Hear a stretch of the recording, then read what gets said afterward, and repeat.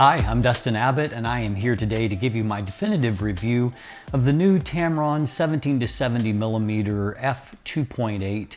This is designated as DI3A, and so their DI3 designation means it's designed for mirrorless. The A designation means that it's designed for APS-C mirrorless, which this is the first of, at least in the current generation, of APS-C lenses that they have designed. They did have, I believe, an 18-200mm back 6-7 years ago that was released, but in the modern era, this is the first lens to receive this kind of designation. It's also VC, which means it has vibration compensation, which is their image stabilization system, which also makes it the first of the modern Sony mirrorless lenses that they've designed to have their VC system, so I'm really delighted to see that. And then also it has RXD, which is their focus motor, which I've loved every iteration of RXD, and that is true here as well. Now today I'm doing the definitive review, and so I'm going through all the details, all the nitty-gritty, and if you want a faster, more to the point review, check out my standard review and you'll get the overview as a part of that. Today, however, we're going to address all of the details together. Today's episode is brought to you by Phantom Wallet, the minimalist, modern wallet that sets you free from the bulky traditional wallet while also making it easy to access your cards and money when you need them, thanks to their unique fanning mechanism. Visit phantomwallet.com to check out their unique sizes, styles, and finishes that span from aluminum to wood to carbon fiber. You can even customize your wallet with new accessories like a money clip, cash holder, ID display, and even the Chipolo tracking integration if you're the kind of person who loses their wallet. Use code Dustin15 for 15% off when you're ready to check out. Now I'm actually filming with the 17-70mm right now on a Sony a7R III body, and so we'll give you a little bit of an idea of how it does for tracking my face during the segment, a little bit of a picture of the footage quality from it. And so we're going to start off today by taking a look at the actual build, handling what you've got here. So let's jump in and let's take a closer look at the lens itself. First thing that stands out to me is that this is a larger than anticipated lens for an APS-C only lens. You'll note that it is basically identical in size to the 28-75mm f2.8 full frame zoom. Now, admittedly, this has a much broader zoom range than what the 28-75mm does, but obviously this is a full frame lens, and so we've got a lens that definitely is comparable in terms of size here. In fact, the 17-70mm is about 1.5 millimeters longer. And so this is a lens that is nearly 120 millimeters in length, which is in fact almost 20 millimeters longer than the closest, next largest lens in the class on Sony, which is the E16-55mm f2.8 G lens, which is probably the most similar comparison here. The Tamron obviously has a little bit longer zoom range, and it also has an image stabilizer, which the Sony lacks. But in terms of performance, weather sealing, those kind of things, it's the most similar lens and shares the same constant maximum aperture of f2.8.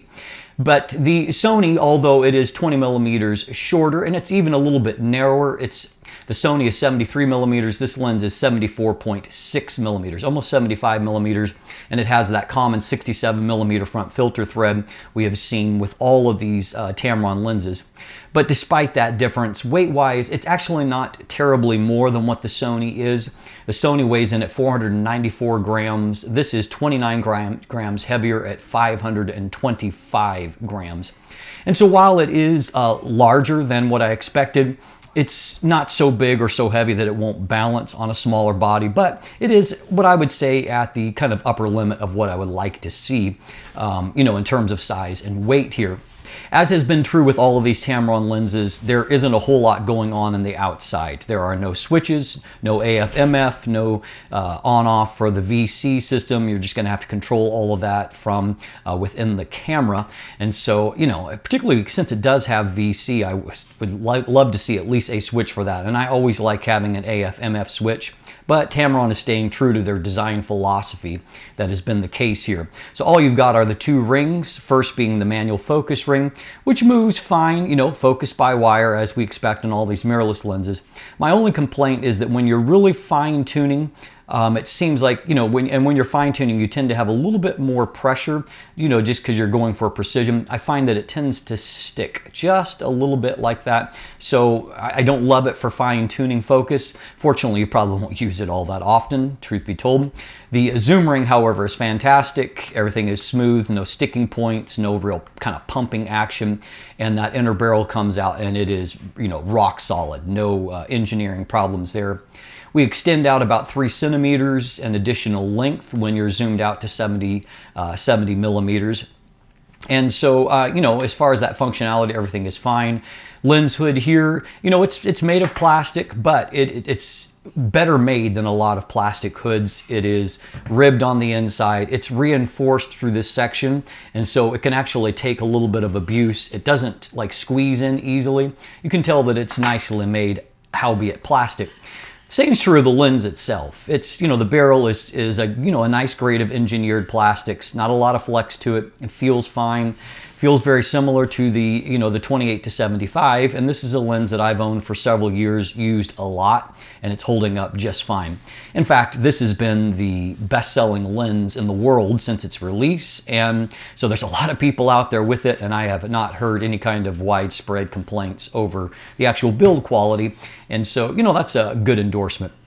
The good stuff is on the inside here. We've got a gasket here at the lens mount. We also have a flooring coating on the front element that helps with fingerprints and also with, you know, moisture resistance. And inside there's a total of 7 different seal points at the rings, you know, and near the front elements. And so what we've got here is a good quality build, even if it's, you know, there's nothing fancy about it. Beyond that, there are 9 rounded aperture blades inside, and as you can see, the aperture keeps a fairly circular shape when stopped down. Geometry is pretty decent. There is another flaw there that we'll highlight in a moment. The final thing that I do want to observe here is when it comes to price point. You know, Tamron is bringing this lens to market at $800 US. So if you compare it to the Sony 16-55 millimeters, that lens is $1,400, so an additional $600, despite the fact that it has a smaller zoom range. It does not have an image stabilizer built into it. And so obviously the Tamron seems like a really good value comparatively there. You know, I've reviewed the Fuji 16-55 millimeter F2.8. It also does not have image stabilization, and it retails at $1,200. And so a lot of value here and a bigger zoom range on top of that. And even comparing to, say, the 16-70 millimeter from Sony, which is an older lens, not as optically anywhere in the optical class of this lens. But that lens is $1,000, and it has a maximum aperture only of f4. And so obviously this represents a really strong value if the performance holds up, which, as we'll see in a moment, it definitely does. So as you can see, it's a little bit of a larger lens than what I expected, but as we're going to see in a few minutes, I believe that that larger size is probably justified when it comes to the optical performance, and it's not so big that it becomes unrealistic to use on the cameras that it's designed for. Just on the larger end of the spectrum there, I would say. As noted, this is the first of the modern Tamron lenses for Sony that have come with their vibration compensation, their VC. I think maybe that's a recognition that fewer APS-C bodies have in-body image stabilization as opposed to everything that they've released previously for full frame, where most of those modern Sony mirrorless bodies, full frame mirrorless bodies, have you know, some kind of in-body image stabilization going all the way back to the, you know, the A7 to R2 generation. And so most of the bodies that people are using today do have stabilization of some kind, whereas that's not true of quite a lot of Sony's APS-C models. And so in this case, VC is very mannerly. Now, I'm doing the review on the A7R3 in the APS-C mode. I don't actually own an APS-C Sony body at the moment, and so I just use that 18 megapixel crop on that. And so in this case, I am testing on a body that has in-body image stabilization. You don't have the ability to really separate out the performance of the VC from the IBIS system in the camera. And so you're basically getting, the cooperative end result. But, I mean, bottom line is that it works effectively here. There is nothing unmannerly about it. You're not going to hear any kind of noise. There's no jumping in the viewfinder. None of those quirks that we used to see with earlier image stabilization systems or not well executed IS systems. In this case, everything is smooth, it works fantastic. You can see from this shot, I was able to, handhold that result at, I believe it's 1/4 of a second. And so at 70 millimeters, which is 105 millimeter equivalent, that's giving us a hand-holding result of, about 5 stops. I suspect you could go a little bit further than that. You could probably get at least 6 stops out of this combination, which frankly is all you're ever going to need. More importantly, for video work, I felt like a couple of things. First of all, for hand-holding static shots, I find that image stabilization does great for that, allowing you really to get good handheld video quality. But also in this, shot walking, which is kind of a torture test in my experience for image stabilization, you can see that the footage looks pretty good. It's not that gimbal kind of gliding smooth, but I think it's usable in many situations. So a really nice execution of the vibration compensation. And of course, even more important, if you don't have a camera with in-body image stabilization, can be a real asset for you and maybe a real reason to consider it over, say, the Sony 16-55mm F2.8 G, which does not have any kind of optical stability.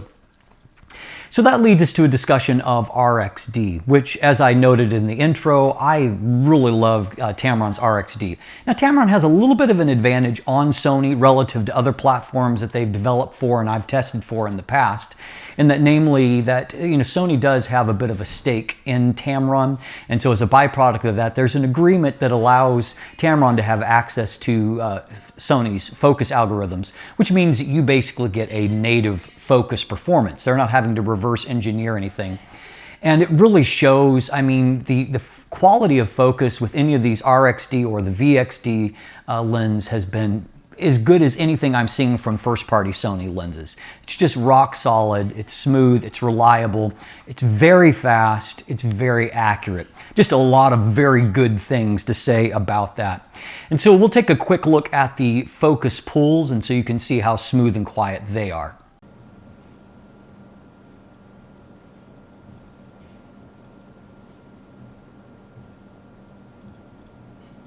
So obviously that's a fantastic end result there. You can see just a great deal of confidence. There's plenty of torque there. The other thing I do want to highlight for video usage is that I saw a remarkably low amount of any kind of focus breathing there. And so it's going to be a great video lens if that's a priority to you, because you can see that the foreground object, it is not changing size at all during these focus pulls. So great stuff there. I mean, autofocus here is essentially instantaneous. I mean, you can go from close to a distant object and it's basically automatically there. I also found that it worked well for IAF, whether for human or pet. I also found just, what I would call a good degree of intuitiveness. I find with some lenses, some camera lens combinations, you really get stuck. Say you want to select a foreground object and it refuses to focus on the foreground, just wants to look at the background.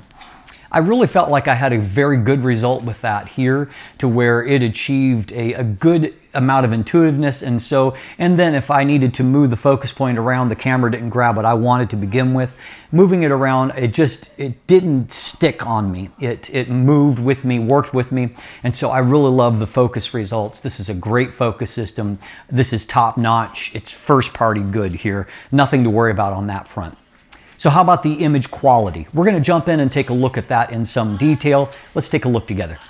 So first of all, starting off, you can see that this is a wonderful focal range here, zoom range. And so we go from, fairly wide, just right over 25 millimeters, out to 105 millimeters.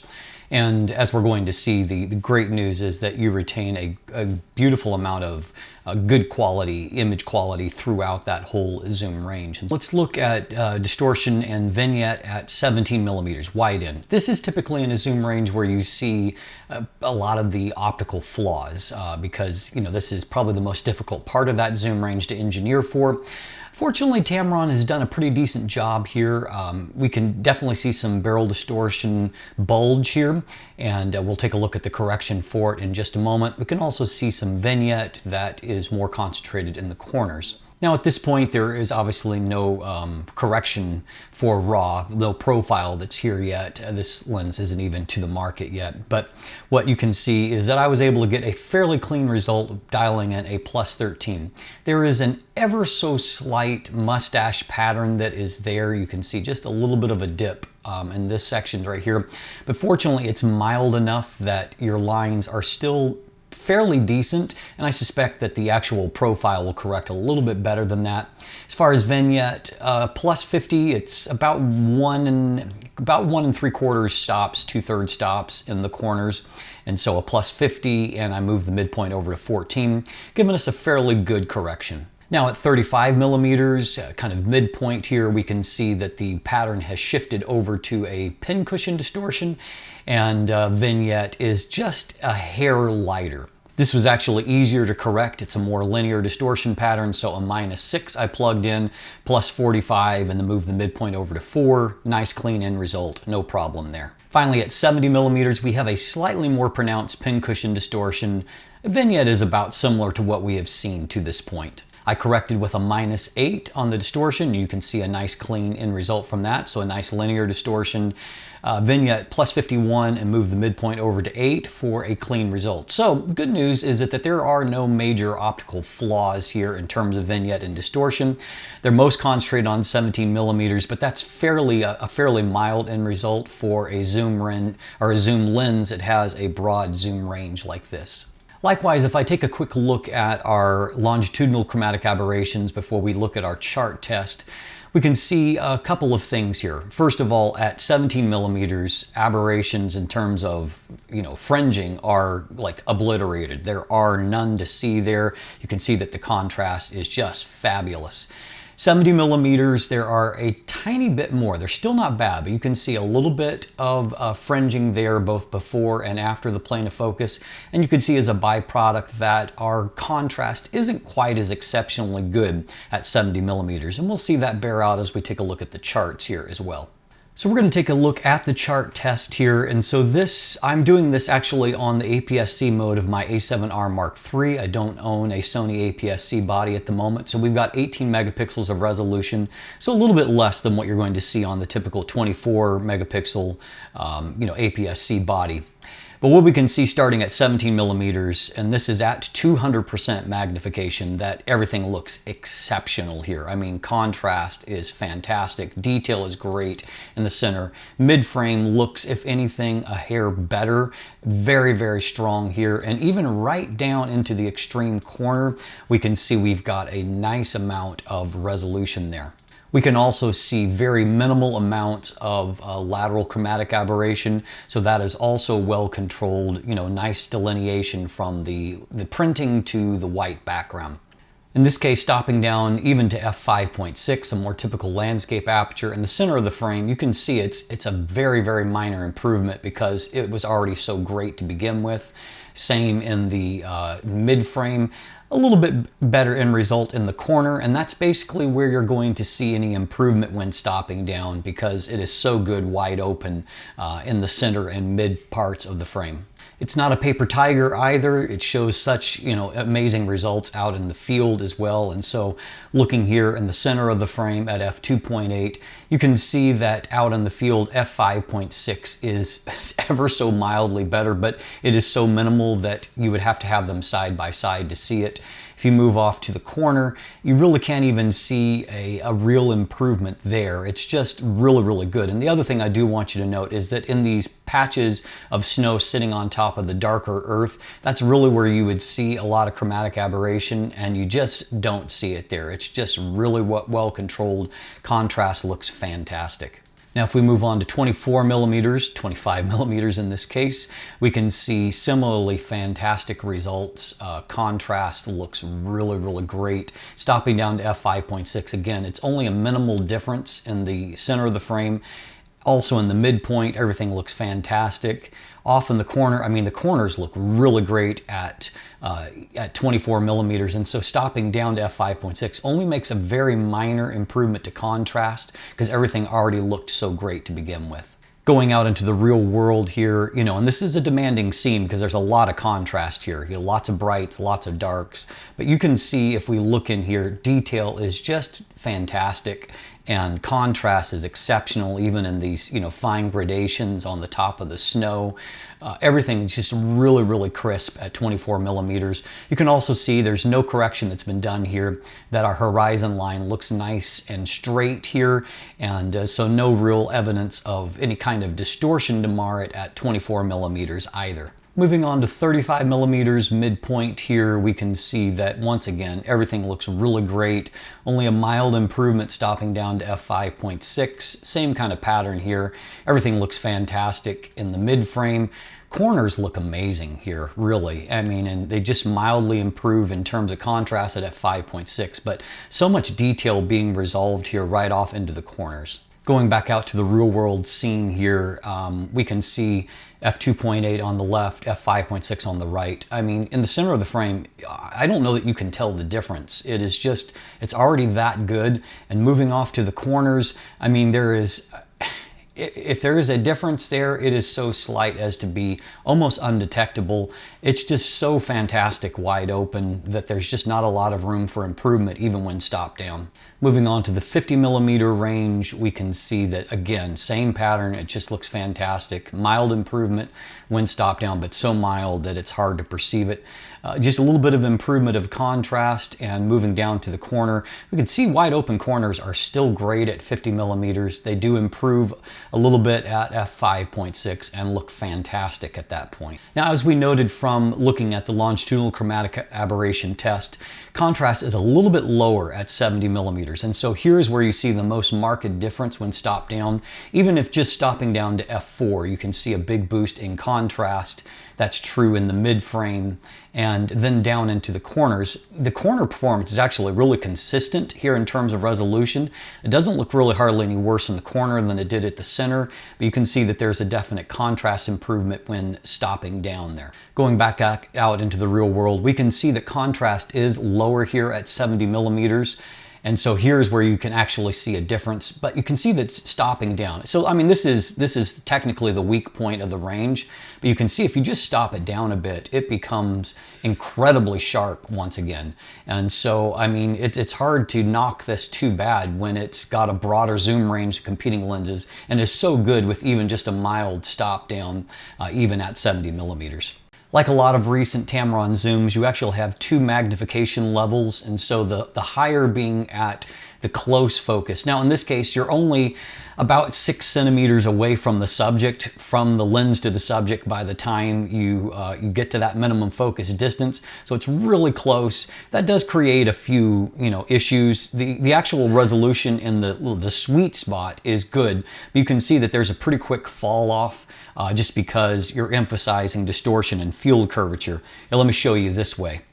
So taking a look at this particular image here, you can see that there's just a little bit of an unnatural, you know, kind of level of magnification, kind of emphasizing that barrel distortion, you know, causing a bit of an issue emphasized here. However, you know, a little bit of stop down and you've got really, really great resolution and attention to detail there.